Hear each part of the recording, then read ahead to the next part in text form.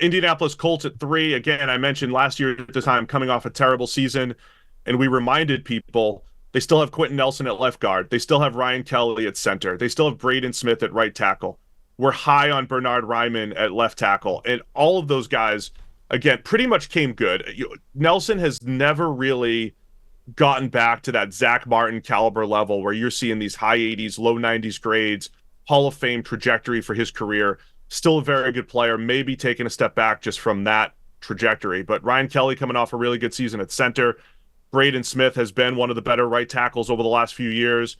So yeah, 4 out of 5 spots I think we're feeling pretty good about for the Colts. Yeah, no, definitely.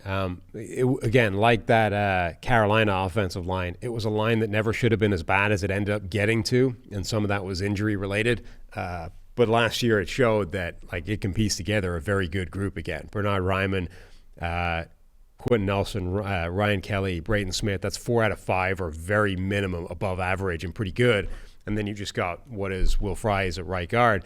And Ryman in particular is very young in terms of not just his time in the NFL, but his time playing football, period, and playing offensive line. Like, his development is by no means finished at this point. He could be getting even better and improving. Nelson is a question. Like, why? Okay, injuries obviously played a factor in his decline from his first 3 years in the NFL. He might have been as good as it got at any position.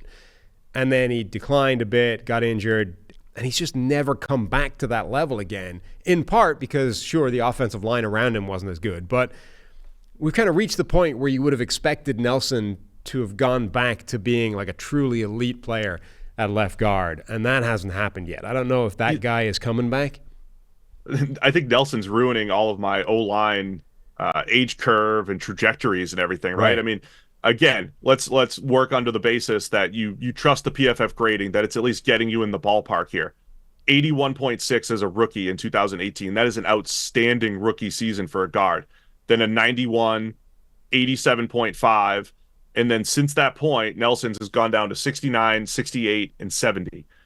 So it's like the first 3 years really consistent at this elite guard level. The last 3 years very consistent at just a solid guard level. And Quentin Nelson, as a prospect, we used to always say, Sam, he has it all, right? The tape people love him. The analytics people love him. He's a great run blocker. He can run block in every type of situation. He'll put you on the turf and bury you. And he's an excellent pass protector. And we've just seen far more inconsistency in the run game over these last couple of years from Nelson, losing far more blocks. So I don't have a great explanation. He was number 1 in PFF WAR among guards in his first 3 NFL seasons, including as a rookie. Just incredible. I mean, it looked like, hey, he is in the PFF era, Zach Martin, Marshall Yanda, right? Like those are the 2 best guards. And it looked like Quentin Nelson had a chance to surpass those guys.